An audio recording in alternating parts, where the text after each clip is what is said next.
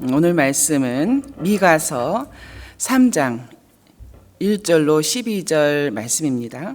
미가서 3장 1절로 12절 말씀 먼저 읽겠습니다. 내가 또 이르노니 야곱의 우두머리들과 이스라엘 족속의 통치자들아 들으라. 정의를 아는 것이 너희의 본분이 아니냐. 너희가 선을 미워하고 악을 기뻐하여 내 백성의 가죽을 벗기고 그 뼈에서 살을 뜯어 그들의 살을 먹으며 그 가죽을 벗기며 그 뼈를 꺾어 다지기를 냄비와 솥 가운데에 담을 고기처럼 하는도다. 그때에 그들이 여호와께 부르짖을지라도 응답하지 아니하시고 그들의 행위가 악했던 만큼 그들 앞에 얼굴을 가리시리라. 내 백성을 유혹하는 선지자들은 이에 물 것이 있으면 평강을 외치나 그 입에 무엇을 채워주지 아니하는 자에게는 전쟁을 준비하는도다.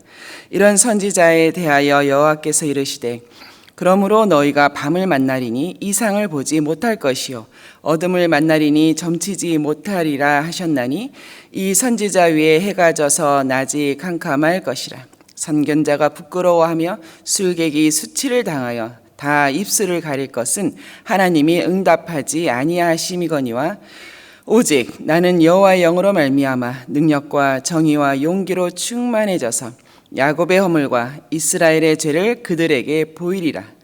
야곱 족속의 우두머리들과 이스라엘 족속의 통치자들 곧 정의를 미워하고 정직한 것을 굽게 하는 자들아 원하노니 이 말을 들을지어다. 우리 같이 읽겠습니다. 시온을 피로 예루살렘을 죄악으로 건축하는도다. 그들의 우두머리들은 뇌물을 위하여 재판하며 그들의 제사장은 싹을 위하여 교훈하며 그들의 선지자는 돈을 위하여 점을 치면서 여호와를 의뢰하여 이르기를 여호와께서 우리 중에 계시지 아니하냐 재앙이 우리에게 임하지 아니하리라 하는도다. 이러므로 너희로 말미암아 시온은 갈아엎은 밭이 되고 예루살렘은 무더기가 되고 성전에 사는 수풀의 높은 것이 되리라 하시더라. 아멘. 예, 같이 읽으신 11절 말씀에 우두머리들이 뇌물을 따라서 재판하고 또 제사장들은 싹을 따라서 교훈하며 선지자들은 돈을 따라 점을 치는 그야말로 흔히 썩었다라는 이런 표현이 있잖아요. 그렇습니다. 이스라엘의 타락상, 특별히 리더십의 타락상을 고발하고 있습니다. 탐욕스럽고 무능한 지도자들과 종교 지도자들의 타락으로 말미암아서 예루살렘에게는 심판이 도래했음을 선포하는 미가 선지자였습니다. 백성을 수탈하고 자기 배를 채우는데 권력을 남용하고 약하고 가난한 자를 학대했습니다. 더욱이 이 모든 일에 하나님의 말씀을 전해야 할 선지자는 돈을 따라 점을 치듯이 거짓으로 예언을 했습니다.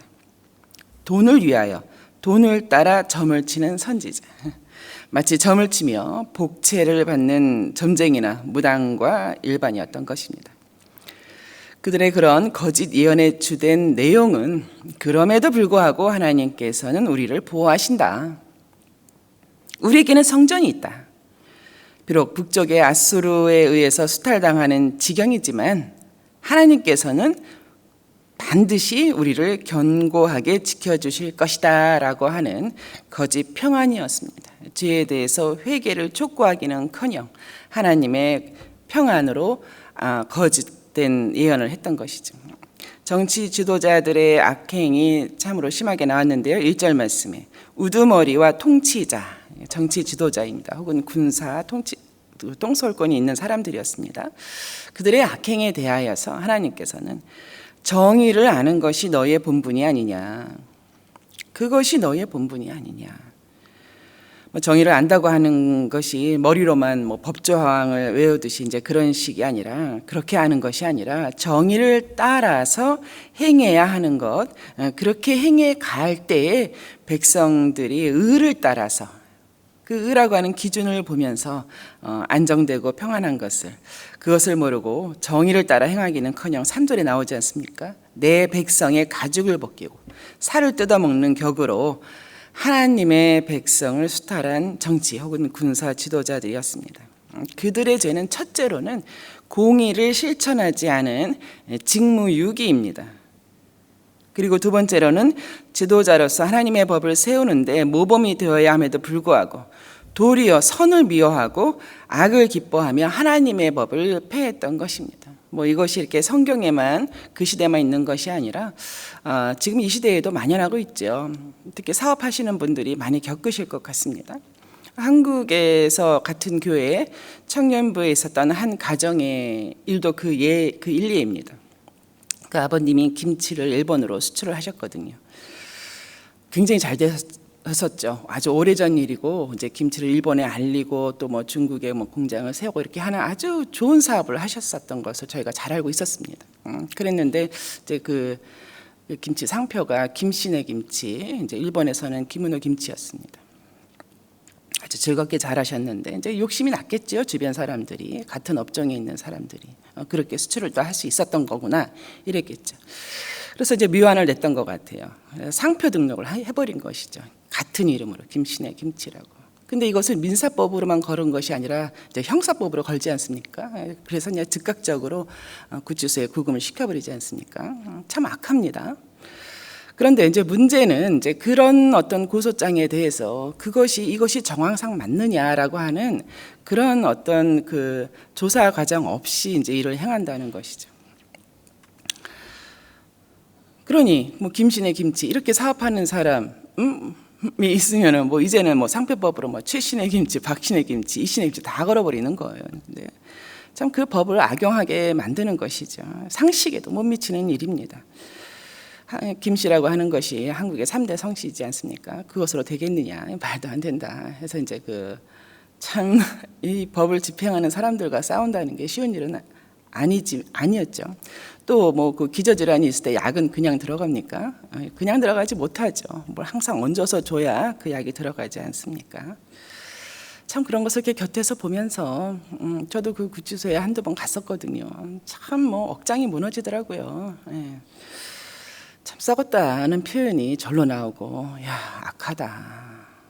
정의를 따라 행해야 되는데 이런 식으로 하는구나. 아마 이런 비슷한 사례들을 여러분 많이 보셨을 것 같습니다. 그 지도자들의 어리석음이라고 하는 거, 그런 것에 모든 사람이 그렇습니다. 모든 사람의 어리석음과 악함의 근본적인 이유는 역시 욕심입니다. 그리고 또 하나는 지금만 알고 나중을 생각하지 못한다는 데 있습니다. 나중을 생각하지 못하게 할 정도로 지금의 유혹이 이 눈앞에 있는 돈과 이익, 권력이지 않습니까? 눈이 머는 것이죠. 그러나 모든 것의 최종 권위이신 하나님, 군대로 말하자면 최고 군 통수권자인데요. 만군의 하나님, 우리 하나님은 정의와 공의로 심판하시지 않으십니까? 그런 날에 결코 바로 서지 못할 그날에 그 나중이 있다는 것을 망각했던 것입니다. 그렇습니다. 모든 우리 인생에는 지금만 있는 것이 아니라 그 나중이 있습니다. 행한 대로 갚으시는 하나님. 그들을 향한 심판은 4절에는 그때에 그들이 여호와께 부르짖을지라도 응답하지 아니하시고 그 얼굴을 가리시리라. 이 얼굴을 가리신다는 것이 무엇입니까? 우리 인생에서는, 모든 인생에는 하나님의 자비, 하나님의 은혜가 아니고는 우리가 살아갈 수 없는 존재입니다. 그 얼굴을 가리시리라. 그저 선민이라는, 선택받은 백성이라고 하는 일그러진 자부심이지요. 그 자부심으로 하나님께서 늘 응답하시고 도우실 것이다 라고 착각했던 당시의 지도자들이었습니다. 두 번째로는 5절부터 8절까지 선지자들의 악행과 임박한 심판입니다. 돈을 따라서 거짓으로 예언하는 그야말로 거짓 선지자들이었습니다. 5절에 보니까 이에 물 것이 있으면, 입에 뭘 넣어주면 이제 이런 뜻이죠. 평강이 있을 것이라. 이제 이렇게 하나님의 계시를 위조했던 것이죠.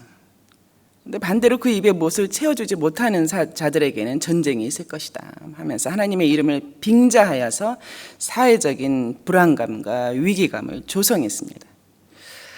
그러나 심판의 날에 7절에 보면 그런 선교자들은, 거짓 선견자들은 부끄러워할 것이다.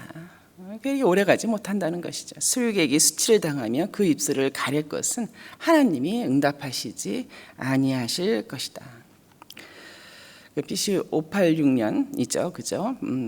그 바벨론 포로로 잡혀가던 때에 그때서야 아는 것이죠. 그들이 말했던 거짓 평안, 그들이 거짓 선지자였구나, 다 공개적으로 드러나는 것입니다.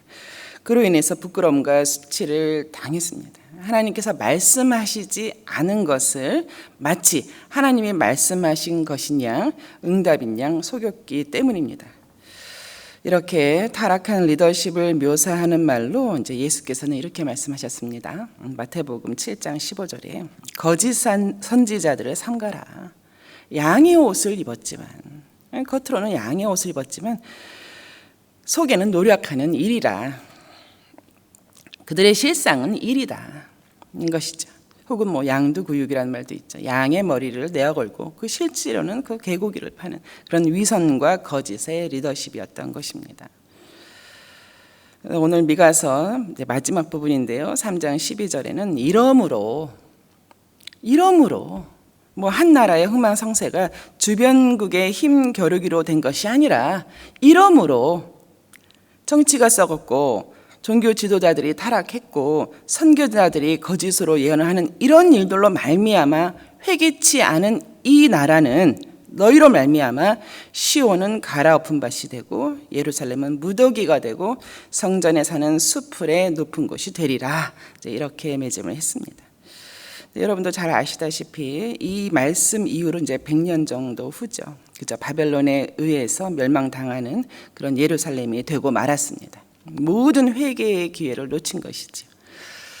또 이제 한 가지 특이 사항이 있습니다. 방금 읽은 그 3장 12절 말씀이 100년이 지난 남유다 말기 그 시대에 많은 사람들에게 여전히 알려져 있었다는 것입니다. 또 이 말씀에 의해서 그 사형 직전까지 갔던 예레미야 선지자가 바로 이 말씀으로 인하여서 극적으로 석방됩니다. 이제 그런 내용이 예레미야서 26절에 있습니다. 미가 선지자와 동일하게 남유다를 향한 그 심판의 메시지를 전했던 예레미야 선지자입니다. 시대는 달랐어도 메시지는 여전히 동일했습니다. 그런 그가 예레미야가 투옥되고 사형의 위기에 처했습니다. 그때 몇몇 장로들이 이 미가 선지자의 예언 말씀을 그대로 인용하여서 결과적으로 예레미야를 석방합니다. 예레미야서 26장 18절에 있는데요. 유다 왕 히스기야 시대 때에, 그러니까 지금 우리 오늘 본문의 그때를 이야기하는 거죠. 모레셋 사람 미가가 유다의 모든 백성에게 예언하여서 말할 때에 뭐라고 했느냐? 만군의 여호와께서 이와 같이 말씀하셨느니라 하면서 오늘 읽은 미가서 3장 12절을 말합니다. 시온의 밭이 경작지가 되고 예루살렘은 돌무더기가 되고 이 성전에 사는 산당의 숲가 되리라. 뭐 똑같죠. 그 말씀을 이제 다 알고 있었던 말씀을 이제 다시 한번 이야기하는 거죠. 그때 어찌 되었는가? 그때 이런 일이 있었다고 합니다. 유다 왕 히스기야와 모든 유다 백성들이 그를 죽였느냐? 그렇지 아니하였다. 오히려 히스기야가 여호와를 두려워하며 여호와께 간구했지 않느냐. 그리하여서 그들에게 임한 재앙에 대하여서 하나님께서 뜻을 돌리시지 않았느냐. 즉 우리 오늘 본문에서 읽었던 3장 12절의 이 말씀, 미가의 이 예언 말씀을 들었다는 것이죠. 히스기야 왕이. 이렇게 미가 선지자 시대의 사건을 회고하면서 그러므로 우리 예레미야 선지자가 그와 동일하게 예언을 하고 있는데 동일하다고 해서 그를 죽여서는 안 된다. 그리해서는 오히려 우리가 해를 당한다. 말씀을 멸시하고 말씀을 무시하면 오히려 우리가 해를 당하는 것이 아니냐. 그렇습니다. 이렇게 예레미야서에 있는 것을 보고 나니 오늘 본문의 미가 선지자가 그 히스기야 왕 시대 때 당시 선지자가 또 이사야가 있었거든요. 이사야 선지자와 함께 히스기야 왕의 종교 개혁에 큰 영향을 미쳤었구나. 하나님의 말씀이 살아서 그때에 또 그 종교 개혁을 이룰 수 있게 했구나라는 것을 알 수 있습니다.